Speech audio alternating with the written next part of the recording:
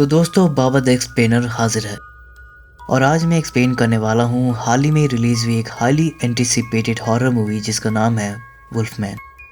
तो वुल्फमैन जो है वो 2010 में आई हुई वुल्फमैन का ही एक रिबूट वर्जन है, लेकिन पुरानी वाले की तरह टिपिकल मॉन्स्टर हॉरर से ज़्यादा इसमें बॉडी हॉरर पर ज़्यादा फोकस किया गया। फिल्म में कई डिस्टर्बिंग एलिमेंट्स हैं तो कई इमोशनल एलिमेंट्स भी हैं जिन्हें मैं काफ़ी डीपली ब्रेक डाउन करूँगा। तो चलिए अब बिना किसी देरी के जल्दी से वीडियो स्टार्ट करते हैं।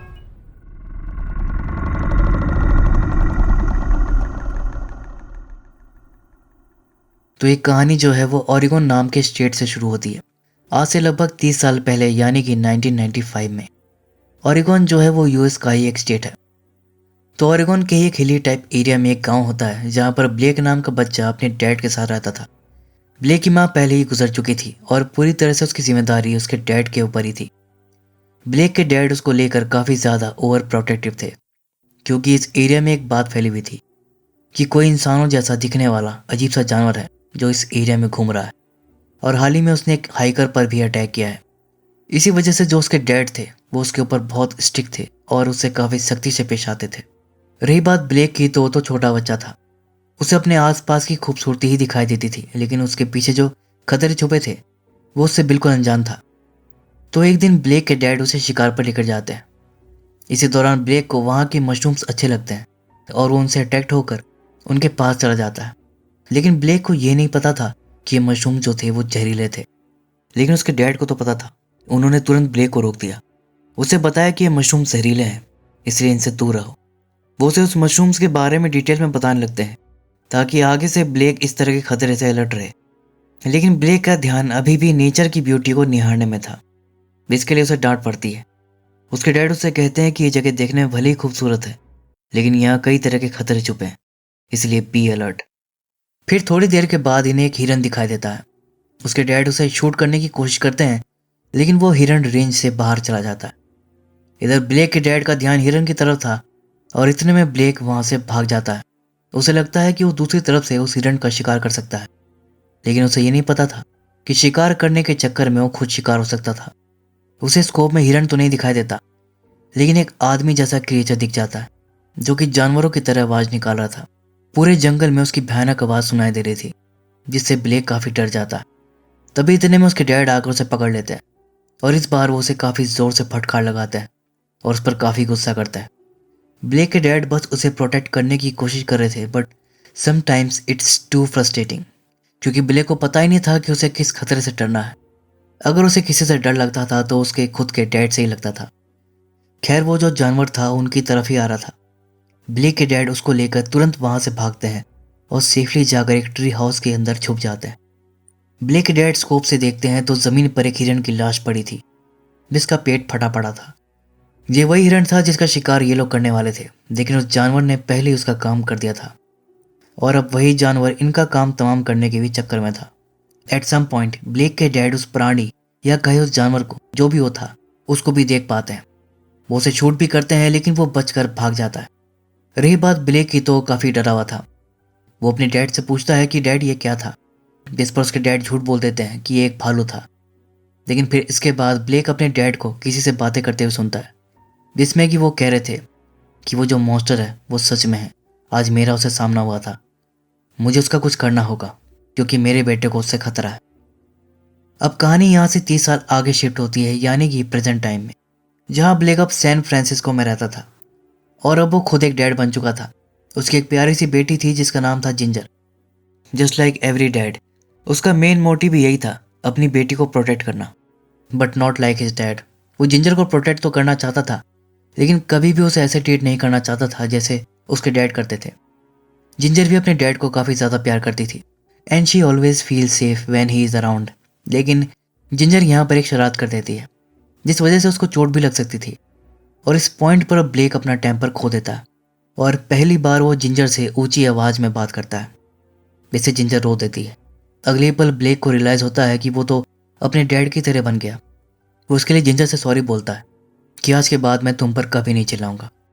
ब्लेक ने अपनी बेटी के साथ काफ़ी अच्छा बॉन्ड मेंटेन करके रखा हुआ था, नॉट लाइक हिज डैड। उसके डैड और उसका बॉन्ड तो अच्छा नहीं था।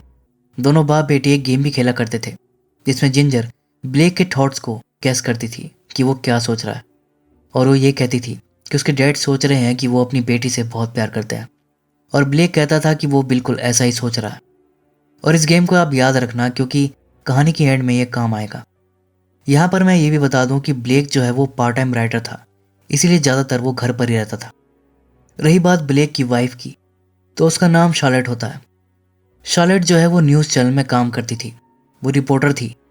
वो काफ़ी बिजी रहती थी और उसके पास फैमिली को देने के लिए टाइम ही नहीं था, जिस वजह से ब्लेक और शार्लेट के रिलेशन में गैप बढ़ने लगा था। शार्लेट भी अपनी फैमिली से प्यार करती थी, उन्हें टाइम देना चाहती थी, लेकिन उसे इसका मौका ही नहीं मिलता था। उसका काम ही कुछ ऐसा था।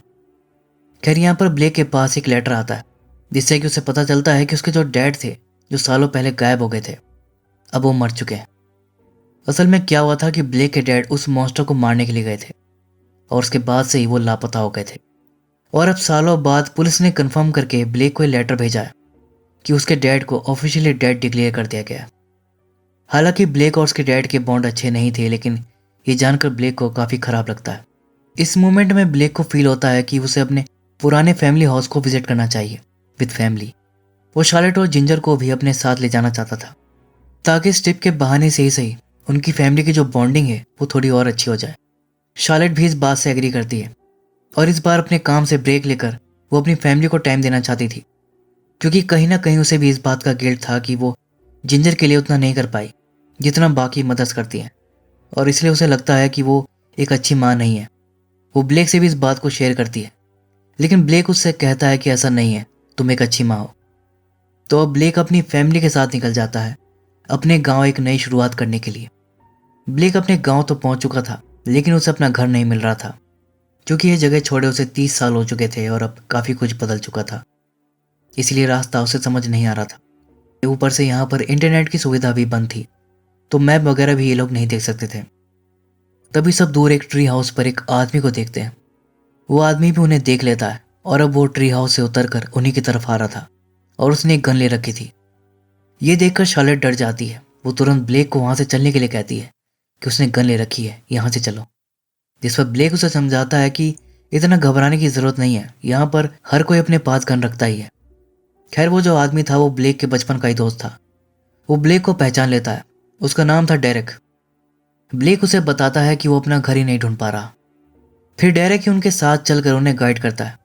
सफर के दौरान रात हो जाती है, और अब वो अपने घर के काफी क्लोज पहुंच चुके थे, लेकिन तभी रास्ते में कार के सामने एकदम से कुछ आ जाता है, जिस चक्कर में उनका एक्सीडेंट हो जाता है और उनकी गाड़ी पलट जाती है। डेरेक तो पैनिक कर जाता है और वो डोर खोलकर बाहर निकलने लगता है, लेकिन इनकी जो गाड़ी थी वो हाइट पर अटकी हुई थी। डोर खोलते ही वो नीचे गिर पड़ता है और बाहर वो जानवर उस पर अटैक कर देता है। बाकी सब विंडो से बाहर निकलने की कोशिश करते हैं। शार्लेट और जिंजर तो बाहर भी निकल आते हैं, लेकिन ब्लेक के बाहर आने से पहले ही वो जानवर ब्लेक पर भी अटैक करने की कोशिश करता है, जिसमें कि ब्लेक का हाथ घायल भी हो जाता है। खैर अब ब्लेक भी वहां से किसी तरह निकल आता है, और फिर सब उस जानवर से बचकर भागने लगते हैं। इसी दौरान वो सब एक घर के पास पहुंच जाते हैं, जो कि ब्लेक का ही घर था। ब्लेक सबको लेकर तुरंत घर की तरफ भागता है, ऐसे वो जानवर उनके पीछे ही आ रहा था। खैर जैसे तैसे उस जानवर से बचकर घर के अंदर चले जाते हैं, लेकिन घर के अंदर लाइट नहीं थी, और जिंजर और शार्लेट भी काफ़ी डरे हुए थे। तो सबसे पहले ब्लेक जो है वो टॉर्च ढूंढता है, और फिर उस टॉर्च की हेल्प से वो जाकर जनरेटर ऑन करता है। फिर ब्लेक जाकर खिड़की से चेक करता है, तो उसे पता चलता है कि वो जानवर अब जा चुका है। और शार्लेट जो थी वो काफ़ी कंफ्यूज थी, लाइक उसे बिल्कुल भी आइडिया नहीं था कि आखिर ये क्या चीज़ थी। ब्लेक कहता है कि मैंने भी ऐसी चीज़ पहली बार देखी है, वो किसी तरह का कोई जानवर है या पता नहीं क्या है। जस्ट एक्सीडेंट से पहले मैंने उसे देखा था, वो 2 पैरों पर खड़ा था, जो कि काफ़ी अजीब बात है। शार्लेट का कहना था that we are in big danger, हम इस चीज़ का अकेले सामना नहीं कर सकते, हमें पता भी नहीं कि क्या है, हमें कैसे भी करके कहीं से मदद बुलानी होगी। तभी ब्लेक को ध्यान आता है अपने डैड के पुराने CB रेडियो का। वो लोग उसकी फ्रीक्वेंसी को मैच करके बाहर कांटेक्ट करने की कोशिश करते हैं, लेकिन फ्रीक्वेंसी मैच नहीं करती। और तभी अचानक से ब्लेक के साथ अजीब चीज़ें होना शुरू हो जाती है। वो नोटिस करता है कि उसके दांत झड़ रहे थे, प्लस उसके हाथ से खून बह रहा था। ऐसे इन सब चक्कर में वो अपनी चोट को तो भूल ही गया था जो उसे गाड़ी में लगी थी। ब्लेक का कहना था कि उसके हाथ पर जो कट लगा है वो विंडो की ग्लास से लगा है, लेकिन शार्लेट का कहना था कि ग्लास के कट का निशान नहीं लग रहा, शायद तुम्हें उस जानवर का पंजा लगा है। खैर वो उसके घाव पर पट्टी बांध देती है। फिर शार्लेट जो है वो जिंजर को लेकर सो जाती है और ब्लेक जो है वो मेन डोर को ब्लॉक करने में लगा हुआ था। और तभी उसे किसी जानवर के क्रॉल करने की बहुत तेज तेज आवाज आती है। इतनी तेज तेज आवाज होने के बावजूद शार्लेट और जिंजर आराम से सो रहे थे, क्योंकि वो आवाज उन्हें सुनाई नहीं दे रही थी। सिर्फ ब्लेक ही उसे सुन पा रहा था। ब्लेक उस आवाज का पीछा करता है, पता लगाने की कोशिश करता है कि यह आवाज कहाँ से आ रही है। जब उसे पता चलता है तो वो देखकर शॉक रह जाता है। वो एक स्पाइडर होता है जो क्लोजेट के अंदर चल रहा था और उसी की आवाज इतनी तेज तेज आ रही थी ऐसा उसका जो भेड़िया वाला ट्रांसफॉर्मेशन था वो चालू हो चुका था। जैसे बच्चों के दूध के दांत टूटते हैं ताकि नए दांत निकल सके, उसी तरह उसके दांत झड़ रहे थे ताकि भेड़िए वाले दांत निकल सके। सुनने की पावर भी अब उसकी कई गुना बढ़ गई थी। ब्लेक के लिए सब काफ़ी अजीब और डरावना था। एक पल के लिए तो उसे लगता है जैसे उसका सर ही फट जाएगा। खैर जैसे तैसे वो खुद को संभालता है और अपनी इस एबिलिटी का फ़ायदा उठाता है। अब वो उस भेड़िए को भी सुन पा रहा था। वो घर के आसपास ही था। वो दरवाजे पर ही जाकर उसे कान लगाकर सुनने लगता है कि तभी इतने में भेड़िया नीचे से उसके पैर पकड़ लेता है। शार्लेट जैसे ही देखती है कि उसका पति खतरे में है, वो तुरंत भाग कर एक कुल्हाड़ी लेकर आती है और उसका यूज करके उस भेड़िया को भगा देती है। अब ब्लेक भेड़िया से तो बच गया था, लेकिन उसके अंदर जो भेड़िया वायरस था उससे उसकी हालत खराब होती जा रही थी। अब तो उसे उनकी आवाज़ें भी डिस्टॉर्टेड सुनाई दे रही थी, अजीब और डरावनी सी। वो उनकी बातें समझ नहीं पा रहा था। साथ ही साथ इंसानों जैसे बोलने की एबिलिटी भी वो खो दिया था। शार्लेट ये बात समझ चुकी थी कि उसके पति को उस जानवर से ही कोई इन्फेक्शन लगा है। ब्लेक भी समझ गया था कि उसको कुछ हो गया है और अब शायद वो नहीं बचने वाला, और डर के मारे उसका टॉयलेट निकल जाता है। ये देखकर शार्लेट उसे संभालती है। फिर शार्लेट उसके लिए एक पेन और पेपर लेकर आती है, ऐसा लिखकर बताया कि वो क्या कहना चाहता है। और वो लिखता है कि मैं मर रहा हूँ, जिस पर शार्लेट उसे समझाती है कि ऐसा नहीं है, तुम बस बीमार हो, तुम ठीक हो जाओगे। लेकिन उसे शार्लेट की बातें कहाँ समझ आ रही थी। उसे सब कुछ डिस्टॉर्टेड सुनाई दे रहा था और अब तो उसका विजन भी डिस्टॉर्टेड हो गया था। वो उसे अजीब से दिखाई दे रहे थे। उनकी आंखें चमक रही थी लाइक नाइट विजन। प्लस अब उसके बाल भी गंदी तरह से झड़ रहे थे। ब्लेक के लिए ये सब एक्सपीरियंस बहुत ही भयानक था। अपने डैड की हालत देखकर जिंजर काफ़ी घबरा जाती है। वो अपनी मॉम से पूछती है कि डैड को क्या हुआ है, और शार्लेट उसको समझाती है कि कुछ नहीं हुआ, तुम्हारे डैड बस बीमार है, सुबह होते ही हम उन्हें डॉक्टर के पास ले जाएंगे। तभी इतने में शार्लेट देखती है कि ब्लेक के हाथ से खून बह रहा था। वो जिंजर को तुरंत दूसरे रूम में भेज देती है। फिर शार्लेट पट्टी हटाकर देखती है तो ब्लेक का जो हाथ था उसका आधा मांस गल गया था, शायद इन्फेक्शन की वजह से। अब ब्लेक को तो इतना ज़्यादा दर्द महसूस हो रहा था कि उसका जो हाथ था ना, वो जिसमें से मांस उतरा हुआ था, वो उसे खुरचने लगता है और अपने दांतों से काटने लगता है। डॉग्स और वुल्फ भी इसी तरह अपने दर्द पर काबू पाने की कोशिश करते हैं। ये देखकर शार्लेट बिल्कुल शॉक्ड हो जाती है। उसे रियलाइज़ होता है कि ब्लेक की हालत बदतर होती जा रही थी। उसके पास सुबह तक का टाइम नहीं था। अगर उसे जल्दी इलाज नहीं मिला तो शायद वो अपने पति को हमेशा के लिए खो देगी। वो खिड़की से देखती है कि बाहर एक कार खड़ी थी और अब शार्लेट यहाँ पर काफ़ी बड़ा रिस्क लेती है, क्योंकि उसके पास कोई चारा नहीं था। वो अपनी फैमिली को उसी कार में वहाँ से निकालने की कोशिश करती है, लेकिन अब वो भेड़िया उसके कार पर चढ़ जाता है और सबको कार से निकलकर भागना पड़ता है। पास में एक ग्रीन हाउस था तो भेड़िए से बचने के लिए सब उसके ऊपर चढ़ जाते हैं। वो ग्रीन हाउस के ऊपर थे और अब भेड़िया ग्रीन हाउस में घुसकर उसकी छत को फाड़ने लगता है। एक पॉइंट पर तो जिंजर एक फटे हुए हिस्से से नीचे गिरने वाली थी, लेकिन शार्लेट उसको पकड़ लेती है और वो बाल बाल बचती है। अब क्योंकि ग्रीन हाउस की छत पर ये लोग ज़्यादा देर तक नहीं टिक सकते थे, ब्लेक शार्लेट को इशारा करता है कि वो जिंजर को लेकर घर की तरफ भागे। फिर ब्लेक उस भेड़िए को डिस्ट्रैक्ट करके दूसरी तरफ भगा कर ले जाता है, जिसका फ़ायदा उठाकर शार्लेट जिंजर को लेकर सेफली घर के अंदर चली जाती है। और इस बार ब्लेक जब वापस आता है तो वो पहले से ज़्यादा डिफॉर्म हो चुका था। उसके बाल पूरी तरह झड़ चुके थे और उसके भेड़िए वाले दांत भी आ गए थे। उसकी हालत अब और ज़्यादा ख़राब लग रही थी और अचानक से वो खून की उल्टी कर देता है, जिसके अंदर से उंगलियां भी निकलती है। यानी उस भेड़िया से लड़ते वक्त वो उसकी उंगलियां काट कर खा गया था। ब्लेक का जानवर वाला रूप अब उस पर हावी होना शुरू हो गया था। उसे भी रियलाइज़ हो गया था कि वो कभी भी अपनी फैमिली के लिए खतरा बन सकता है, इसीलिए वो उनसे दूर जाने की सोचता है। लेकिन जैसे ही वो दरवाज़ा खोलता है, पहले वाला भेड़िया उससे अपनी उंगलियों का हिसाब लेने आ गया था। ब्लेक और उस भेड़िया के बीच में काफ़ी तगड़ी फाइट चलती है। शुरू में तो वो वाला भेड़िया ब्लेक पर भारी पड़ता है लेकिन एंड में ब्लेक उसकी गर्दन काट कर फाड़ देता है, जिससे उस भेड़िया की फाइनली मौत हो जाती है। और इससे हमें पता चलता है कि ये वाले जो भेड़िया हैं ये इमॉर्टल्स नहीं है, इन्हें मारा जा सकता है बिना सिल्वर बुलेट के। और यहाँ पर एक और बात रिवील होती है। ब्लेक देखता है कि इस भेड़िया के हाथ में सेम टैटू था जो ब्लेक के डैड के हाथ पर था, यानी ये भेड़िया उसके डैडी थे। वो कहीं गायब नहीं हुए थे, बल्कि वो खुद एक भेड़िया बन चुके थे। ये एक तरह का कोई इन्फेक्शन या डिजीज था जो ब्लेक के डैड ने अब उससे पास कर दिया था। ब्लेक समझ जाता है कि अब वो भी इस तरह का मॉन्स्टर बन जाएगा और अपनी फैमिली के लिए खतरा भी। इसीलिए वो उस घर से बाहर निकल जाता है। तभी ब्लेक को बेचैनी होने लगती है, क्योंकि उसका ट्रांसफॉर्मेशन जो था वो कंप्लीट होने वाला था। उसका जो जबड़ा था वो चौड़ा होने लगता है, उसके लंबे नुकीले नाखून निकलने लगते हैं, बॉडी पर बाल आने लगते हैं। पूरी तरह से वो अपने डैड की तरह ही एक वुल्फमैन बन जाता है। ब्लेक के अंदर का भेड़िया अब उस पर हावी हो गया था और वो अपनी फैमिली पर ही अटैक करने जाता है।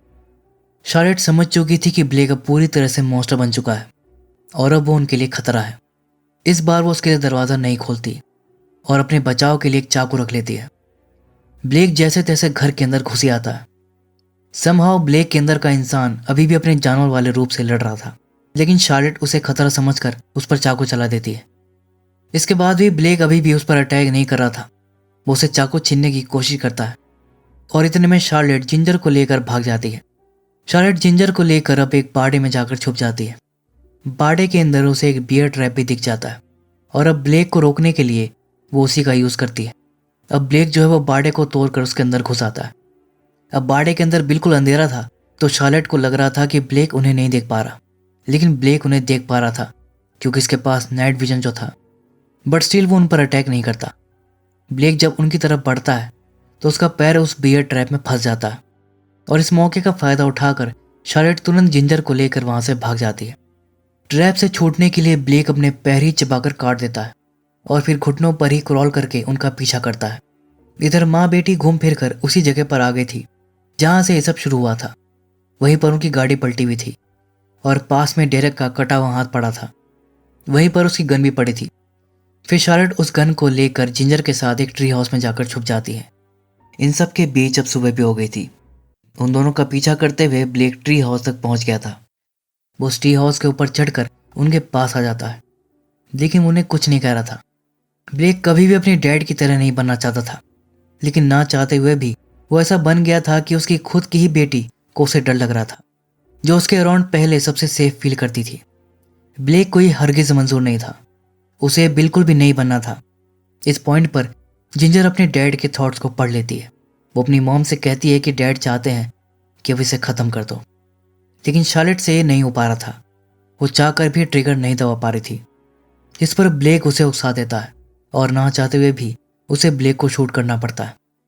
अपने आखिरी पलों में ब्लेक उसी सीनरी को देख पाता है जिसे बचपन में देखकर वो खुश हो रहा था।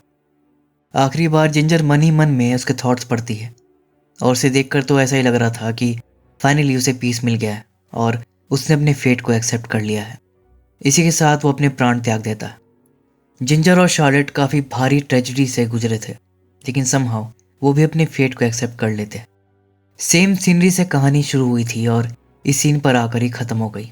ये साइकिल हमें नेचर की ब्यूटी और साथ ही साथ उसकी क्रूअल्टी को भी दिखाता है।